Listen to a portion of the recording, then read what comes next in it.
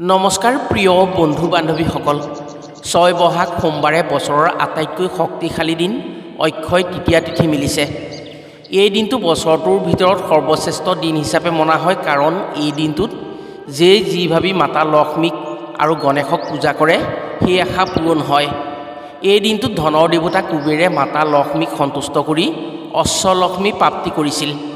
সেয়েহে তেওঁ ধনৰ সৰ্বশ্ৰেষ্ঠ দেৱতা হৈছিল। এই দিনটোত যদি লক্ষ্মী দেৱীৰ নামত আপুনি এটা উপায় কৰি সেই উপায় কৰা বস্তুটো আপোনাৰ ঘৰত বা আপোনাৰ লগত বা আপোনাৰ ব্যৱসায় প্ৰতিষ্ঠানত ৰাখিব পাৰে, তেনে ধন টকা পইচাৰ দিশত কোনোদিন বিপদত পৰিব নোৱাৰে।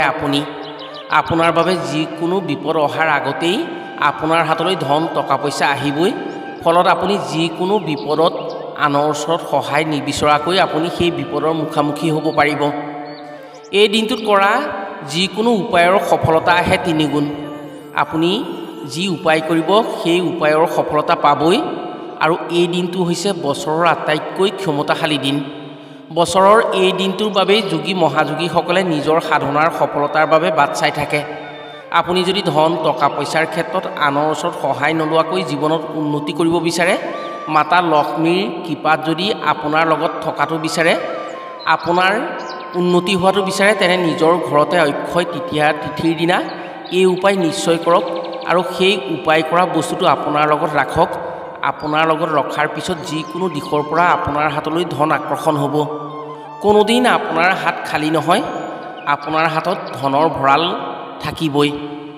এই উপায় অক্ষয় তৃতীয়া তিথিৰ দিনা লক্ষ্মী দেৱীৰ চৰণত বহু মানুহেই কৰে আৰু তেওঁলোকে ধন টকা পইচাৰ ক্ষেত্ৰত লক্ষ্মী দেৱীৰ কৃপা পায়, সুখ সমৃদ্ধি লাভ কৰিব পাৰে। এই সৰু কামটো যদি আপুনি লক্ষ্মী দেৱীৰ নামত অক্ষয় তৃতীয়া তিথিৰ দিনা সন্ধিয়া আপোনাৰ ঘৰত কৰি ৰাখিব পাৰে, তেনে অনাগত দিনত ধন টকা পইচাৰ ক্ষেত্ৰত নিজেই তাৰ প্ৰমাণ পাব। বহু ধনী হ'ব নোৱাৰিলেও ধন টকা পইচাৰ ক্ষেত্ৰত কোনোদিন কষ্ট নাপায় আৰু আপোনাৰ হাত খালী নহয়। সেয়েহে আপুনি যদি লক্ষ্মী দেৱীৰ কৃপাত আপোনাৰ ধন টকা পইচাৰ দিশত সুখ সমৃদ্ধি লাভ কৰিব খোজে, তেনে আজিৰ ভিডিঅ'টো আপোনাৰ বাবে অতি গুৰুত্বপূৰ্ণ ভিডিঅ' হ'ব। গতিকে আপোনাৰ অকণমান সময় খৰচ কৰি যদি আজিৰ ভিডিঅ'টো সম্পূৰ্ণকৈ চায় আৰু অক্ষয় তৃতীয়া তিথিৰ দিনা এই কামটো কৰে, তেনে আপুনি নিশ্চয় উপকৃত হ'ব পাৰিব। শাস্ত্ৰ অনুসৰি এই অক্ষয় তৃতীয়াৰ দিনটোত আপুনি যি পুণ্য কৰিব তাৰ ফল 3 গুণ পাব। এই পবিত্ৰ দিনটোত ভগৱান পৰশুৰামৰ আৱিৰ্ভাৱ হৈছিল। সেয়েহে এই দিনটোক পৰশুৰাম জয়ন্তী বুলিও কোৱা হয়। ক্ষত্ৰিয়কুল ধ্বংস কৰিবৰ বাবে ভগৱান বিষ্ণুৱে পৰশুৰাম ৰূপে মাতৃ ৰেণুকা আৰু পিতৃ যমদগ্নিৰ ঘৰত জন্মগ্ৰহণ কৰে পবিত্ৰ দিনটোতেই। শাস্ত্ৰ অনুসৰি এই পবিত্ৰ দিনটোতেই মাতা গংগা দেৱীয়ে ভগীৰথৰ ভক্তিত সন্তুষ্ট হৈ পৃথিৱীলৈ নামি আহিছিল আৰু মহাদেৱৰ ক্ষীৰৰ দ্বাৰা পৃথিৱীলৈ আহি তেওঁ পৃথিৱীক পবিত্ৰ কৰিছিল। এই পবিত্ৰ অক্ষয় তৃতীয়া তিথিতেই মাতা পাৰ্বতীয়ে অন্নপূৰ্ণাৰ ৰূপ ধাৰণ কৰি জগতক খাদ্য প্ৰদান কৰিছিল। এই পবিত্ৰ দিনটোতেই ভগৱান কৃষ্ণই গোপীৰ সৈতে নৌকা বিহাৰ কৰিছিল।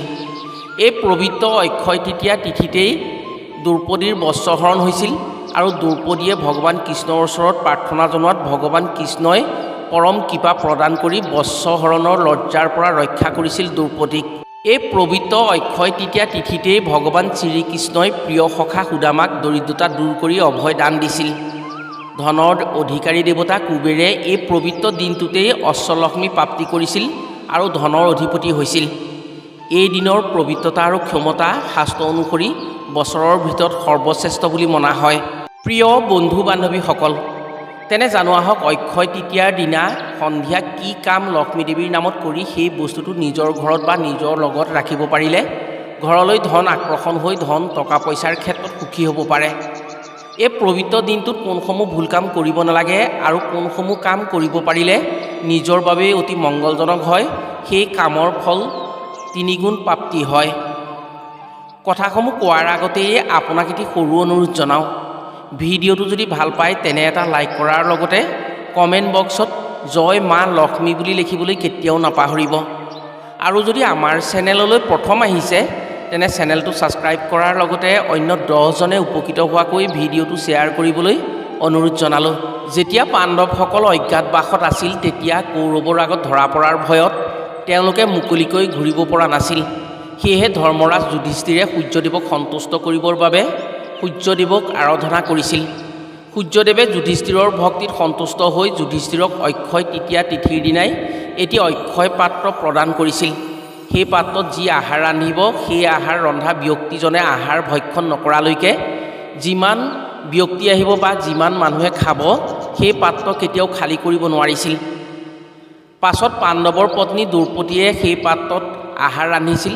সেয়েহে দ্ৰৌপদীয়ে আহাৰ ৰন্ধাৰ পাছত দ্ৰৌপদীয়ে আহাৰ ভক্ষণ নকৰালৈকে সমগ্ৰ পৃথিৱীয়ে ভক্ষণ কৰিলেও সেই পাত্ৰ খালী নহৈছিল।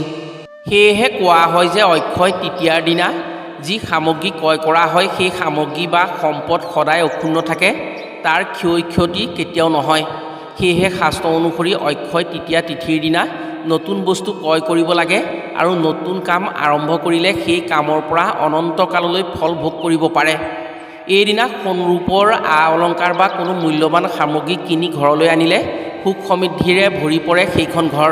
শাস্ত্ৰ অনুসৰি এই পবিত্ৰ দিনটোত যদি আপুনি নতুন ব্যৱসায় বাণিজ্য আৰম্ভ কৰে বা দোকান বজাৰ নতুনকৈ আৰম্ভ কৰে, তেনে কেতিয়াও সেই ব্যৱসায় বাণিজ্যৰ পৰা লোকচান নহয়। অক্ষয় অৰ্থাৎ ক্ষয় নহয়, সদায় জিলিকি থাকে। ইয়াৰ সুফল তিনিগুণ পাবলৈ সক্ষম হ'ব।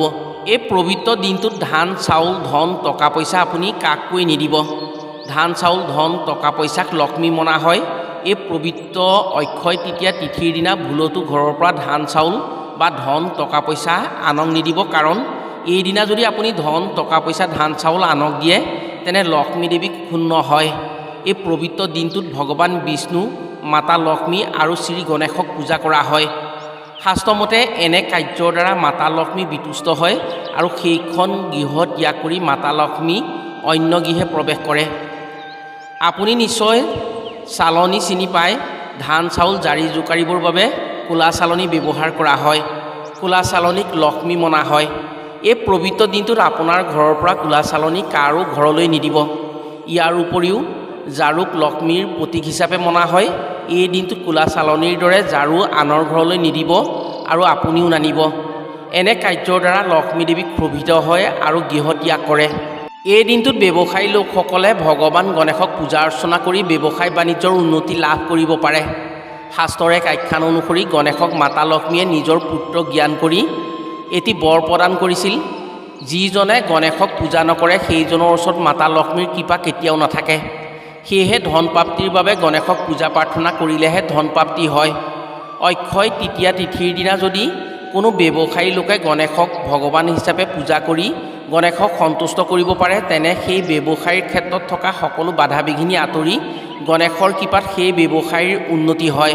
শাস্ত্ৰ অনুসৰি অক্ষয় তৃতীয়া তিথিৰ দিনা সকলো দেৱী দেৱতা, গ্ৰহ নক্ষত্ৰৰ শুভ প্ৰভাৱ পৰে। আপোনাৰ সন্তানৰ ক্ষেত্ৰত যদি পঢ়া শুনাত বাধা বিঘিনি দূৰ কৰিব বিচাৰে বা পঢ়া শুনাত অধিক চোকা কৰিব বিচাৰে, তেনে এই কাম নিশ্চয় কৰক। এই কামৰ জৰিয়তে চন্দ্ৰগ্ৰহৰ কৃপা লাভ কৰিব পাৰে। যাৰ ওপৰত চন্দ্ৰৰ অশুভ প্ৰভাৱ থাকে, তেওঁৰ মন মগজু সদায় অশান্ত হৈ থাকে। যাৰ ওপৰত চন্দ্ৰৰ শুভ প্ৰভাৱ পৰে, তেওঁ সদায় সূক্ষ্ম আৰু বুদ্ধি জ্ঞানত চোকা হৈ মনত ৰোৱাৰ ক্ষমতা বৃদ্ধি হয়।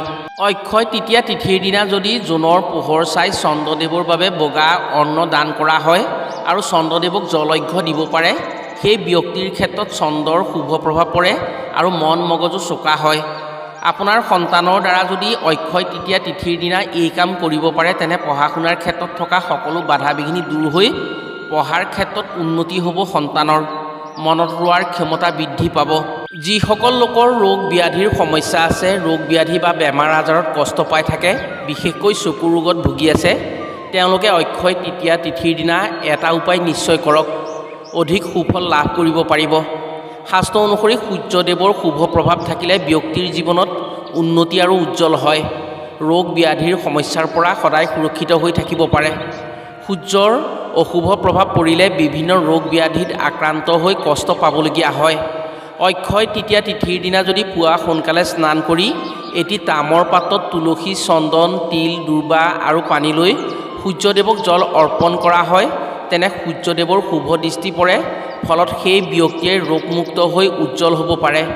ইয়াৰ উপৰিও এইদিনা মহাদেৱক পূজা প্ৰাৰ্থনা কৰাৰ লগতে শিৱলিংগত শুদ্ধ জলেৰে স্নান কৰাব পাৰিলে ৰোগ ব্যাধিৰ পৰা পৰিত্ৰাণ পাব পাৰে। এই দিনটো সোমবাৰ পৰিছে, সেয়েহে এই দিনটোত যিকোনো ব্যক্তিয়ে মহাদেৱৰ চৰণত শৰণাপন্ন হৈ মহাদেৱক ভাৱভক্তি কৰিব লাগে। অক্ষয় তৃতীয়াৰ পবিত্ৰ দিনটোত প্ৰতিখন ঘৰতেই লক্ষ্মী দেৱী আৰু শ্ৰী গণেশক পূজা প্ৰাৰ্থনা কৰিব লাগে। ভাৱ ভক্তিৰে যদি পূজা প্ৰাৰ্থনা কৰি গণেশ আৰু লক্ষ্মীক সন্তুষ্ট কৰিব পৰা হয় তেনে ধনৰ ক্ষেত্ৰত দৰিদ্ৰতা দূৰ হয়। আপুনি যদি এই দিনটোত এটা বিশেষ উপায় কৰি ৰাখিব পাৰে আপোনাৰ ঘৰত, তেনে ধন টকা পইচাৰ ক্ষেত্ৰত আপুনি কেতিয়াও পিছ পৰি থাকিব নোৱাৰে। আপোনাৰ যদি ব্যৱসায় প্ৰতিষ্ঠান আছে, সেই ব্যৱসায় প্ৰতিষ্ঠান বা ঘৰৰ উত্তৰ পূব দিশত লক্ষ্মী দেৱী আৰু গণেশ থকা এখন ফটো গংগা জলেৰে চৰণ ধুৱাই আপুনি স্থাপন কৰিব। এগছি ৰঙা শলিতাৰে বন্তি জ্বলাই এই লক্ষ্মী মন্ত্ৰটি আপুনি 7 বাৰ উচ্চাৰণ কৰিব। শাস্ত্ৰমতে সেইখন ঘৰত লক্ষ্মী দেৱী সদায় বাস কৰিব আৰু বাবা গণেশ আৰু মাতা লক্ষ্মীৰ পৰম কৃপা পৰিব সেইখন ঘৰত। মন্ত্ৰটি হৈছে ওম ৰিং ক্লিং শ্ৰীং কমলে কমলাকান্তে পচিত পচিততম মহালক্ষ্মীয়ে নমঃ। এনেকৈ যদি আপোনাৰ ঘৰত বা ব্যৱসায় প্ৰতিষ্ঠানত কৰিব পাৰে অক্ষয় তৃতীয়া তিথিৰ দিনা, তেনে সেই ব্যৱসায় সদায় লাভজনক হ'ব। মাতা লক্ষ্মীৰ কৃপাত সেই ব্যৱসায়ৰ উন্নতি আহিব। ঘৰত যদি কৰে তেনে সেইখন ঘৰত লক্ষ্মী বাস হ'ব। ইয়াৰ উপৰিও যদি এইদিনা তুলসীৰ তলত সন্ধিয়া চাকি বন্তি জ্বলাই লক্ষ্মী দেৱীক আৰাধনা কৰা হয় তেনে ধন টকা পইচাৰ সমস্যা দূৰ হয় বুলি বিশ্বাস কৰা হয়। অক্ষয় তৃতীয়া তিথিৰ দিনা যদি ঘৰত মূল মহিলাগৰাকীয়ে লক্ষ্মী চৰিত্ৰ পাঠ কৰি পূজা প্ৰাৰ্থনা লক্ষ্মী দেৱীৰ বাবে কৰিব পাৰে তেনে সেইখন ঘৰত লক্ষ্মী দেৱীৰ পৰম কৃপা পৰে আৰু ধন টকা পইচাৰ ক্ষেত্ৰত অভাৱ অনাটন একেবাৰে নাইকিয়া হয়। সেই ঘৰত লক্ষ্মী দেৱীৰ বিশেষ কৃপা পৰে, যাৰ ফলত সেই ঘৰলৈ ধন টকা পইচা আকৰ্ষণ হয়। প্ৰিয় বন্ধু বান্ধৱীসকল, পবিত্ৰ অক্ষয় তৃতীয়া তিথিৰ দিনা যদি আপুনি আপোনাৰ ঘৰত এইসমূহ কাম কৰি ৰাখিব পাৰে তেনে আপোনাৰ ঘৰত মাতা লক্ষ্মী আৰু শ্ৰী গণেশৰ কৃপাত দৰিদ্ৰতা দূৰ হৈ কোনোদিনে আপুনি ধন টকা পইচাৰ ক্ষেত্ৰত পিছ পৰি থাকিব নালাগে। আশা কৰিছোঁ অক্ষয় তৃতীয়া তিথিৰ দিনা এইসমূহ কাম কৰি নিশ্চয় উপকৃত হোৱাৰ সুযোগ পাব। আজিলৈ ভিডিঅ'টো ইমানতে সামৰিছোঁ। পুনৰ অন্য এটি ভিডিঅ'ৰ জৰিয়তে লগ পোৱাৰ আশাৰে আজিলৈ আহোঁ। সকলো ভালে থাকক, সুস্থ থাকক। ধন্যবাদ।